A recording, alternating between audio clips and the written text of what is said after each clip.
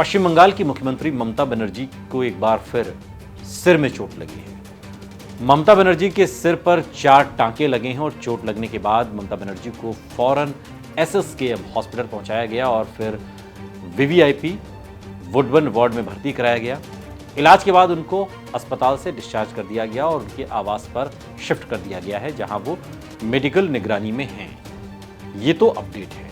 और इस घटना के बाद मुख्यमंत्री आवास की सुरक्षा भी बढ़ा दी गई है। 3 महीने के भीतर ममता बनर्जी को दूसरी बार सिर में चोट लगी है। जनवरी 2024 में वो सड़क हादसे का शिकार हो गई थी और वो एक सरकारी कार्यक्रम से लौट रही थी। तभी कोहरे की वजह से ड्राइवर को अचानक से ब्रेक लगाना पड़ा और वो जख्मी हो गई थी। अभी वाली घटना से पहले भी कुछ ही देर पहले एक कार्यक्रम से वो लौटी थी।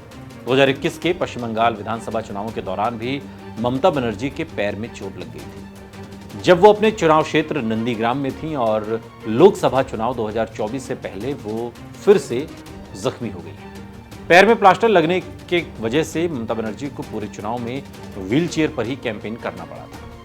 मुख्यमंत्री के घायल होने की सूचना मिलते ही राज्य के मुख्य सचिव और गृह सचिव के अलावा पश्चिम बंगाल के कई मंत्री, विधायक और बड़ी संख्या में समर्थक हॉस्पिटल पहुंच गए थे। पश्चिम बंगाल के राज्यपाल सीवी आनंद बोस भी हालचाल लेने के लिए अस्पताल पहुंचे।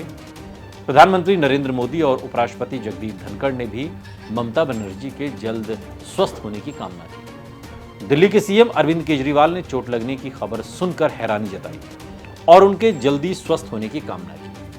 कोलकाता पुलिस आयुक्त विनीत गोयल ने घटना की जांच के आदेश दिए हैं ताकि ये पता लगाया जा सके कि मुख्यमंत्री की सुरक्षा में हुई चूक कैसे हुई और इसका पता चल सके। क्योंकि ममता बनर्जी ने रिपोर्ट के मुताबिक पुलिस आयुक्त को बताया है कि किसी ने पीछे से उनको धक्का दिया था।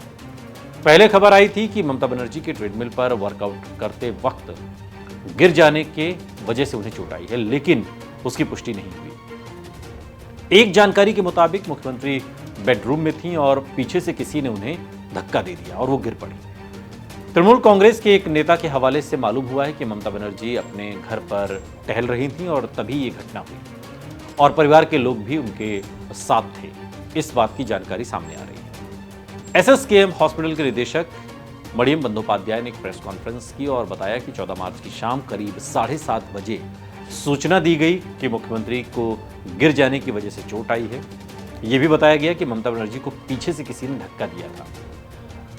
अस्पताल के निदेशक ने बताया कि ममता बनर्जी के माथे और नाक पर चोट लगी थी, जिससे काफी खून बह रहा था और यह जानकारी तृणमूल कांग्रेस की तरफ से सोशल साइट एक्स पर घायल मुख्यमंत्री की 3 तस्वीरों के साथ भी दी गई थी। अस्पताल में तमाम जरूरी जांच के साथ ही उनकी ड्रेसिंग भी की गई। ममता बनर्जी के सिर पर 3 और एक टांका उनकी नाक पर लगा है।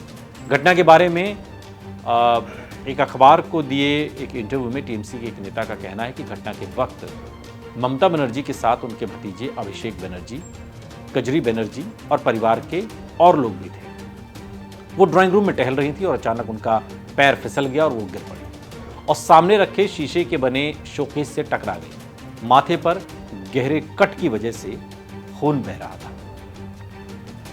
मुख्यमंत्री को रहस्यमय परिस्थितियों में चोट लगने के बाद की अब पुलिस ने जांच शुरू कर दी है। पुलिस मुख्यमंत्री के घर और अंदर आने वालों की सूची तैयार कर रही है। जांच जरूरी है और असली वजह तो जांच पूरी होने के बाद ही मालूम हो सकेगी। लेकिन घटना को लेकर कई सवाल खड़े हो गए हैं। जैसे कि मालूम हुआ है, ममता बनर्जी घटना के वक्त अकेली नहीं थी, परिवार के लोग भी उनके साथ थे।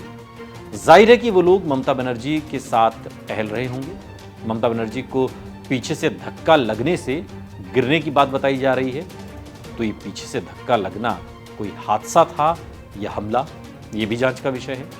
क्या साथ में टहल रहा कोई शख्स चलते चलते लड़खड़ा गया और ममता बनर्जी पर गिर पड़ा जिससे कि वो भी गिर गई, या ये कोई हमलावर था जो सुरक्षा व्यवस्था को भेद कर घर के अंदर पहुंच गया था, ये भी जांच का विषय है। मुख्यमंत्री होने के नाते ममता बनर्जी को Z+ कैटेगरी की सुरक्षा मिली हुई है। जिस तरह पीछे से धक्का दिए जाने की बात खुद ममता बनर्जी ने पुलिस कमिश्नर को बताई है, गंभीर सवाल खड़े करते हैं। ममता बनर्जी को चोट लगने की जानकारी अस्पताल के अलावा तृणमूल कांग्रेस की तरफ से आई है।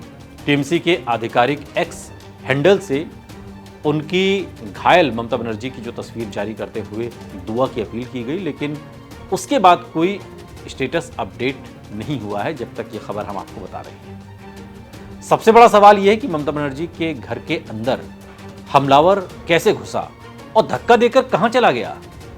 चलिए मान लेते हैं कि परिवार के लोगों का ध्यान ममता बनर्जी पर फोकस हो गया हो, लेकिन हमलावर सुरक्षा कर्मियों की नजर में क्यों नहीं आया, ये बड़ा सवाल है और गंभीर सवाल भी है, जिसका जवाब देश जानना चाहता है। कि अगर मुख्यमंत्री ममता बनर्जी अपने इकबालिया बयान में कह रही हैं कि उन्हें किसी ने धक्का दिया जिससे वो गिर गईं, तो ये पता चलना बहुत जरूरी है कि मुख्यमंत्री को आखिर धक्का किसने दिया।